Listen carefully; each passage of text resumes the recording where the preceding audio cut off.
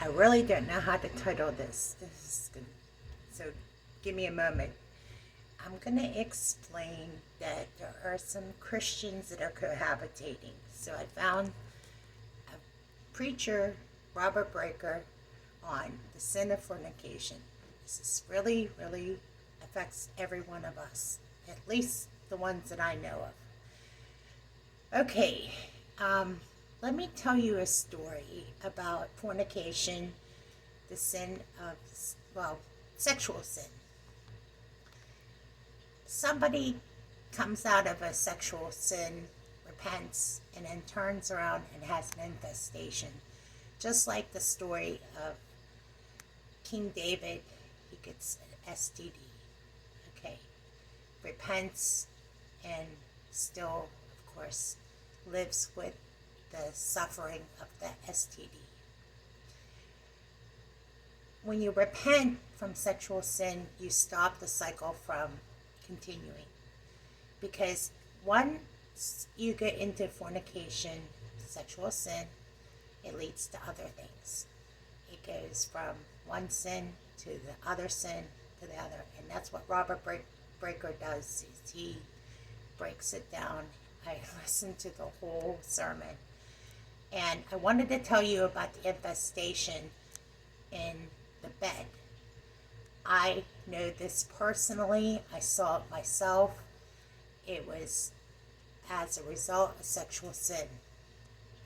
Now, I believe wholeheartedly when you're in sexual sin, things happen. And I know this personally. Seeing it myself, I couldn't help but say, I really want to watch this preacher on sin of fornication. And when sexual sin is progressive, like it starts out like, you're in a relationship, and before you know it, it progresses, and then that person breaks up with you, and then you're in the next relationship, and then you're in the next relationship. I don't know how many relationships it leads to, but it progresses, and then you involve, let's just assume for a moment pornography becomes the next addiction. It always progressively gets worse, okay? And sex, of course, outside of marriage is what he'll get into. He's going to talk about that. What a lot of people are impacted by is, different types of things that happen to them in their personal journey. Once you repent from those sins, you're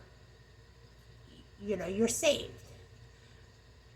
But that still doesn't change the fact that sexual sin is hard to change from. It's one of the hardest things to turn from because the flesh is weak.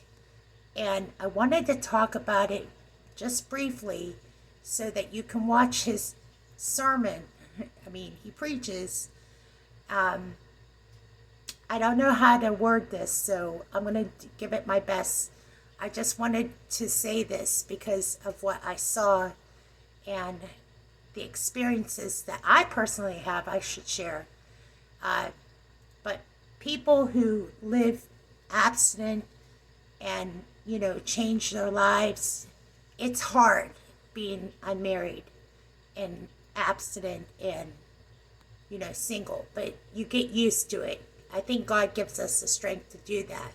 That doesn't mean we don't desire to get married and have that joy of being with somebody. You know what I mean? It's difficult when you're in sexual sin. I think it's a lot harder because you don't feel the blessing of the Lord. Okay, I'm going to log off here, but I want you to check out Robert Breaker's preaching on sin of fornication. It's worth seeing. Thank you.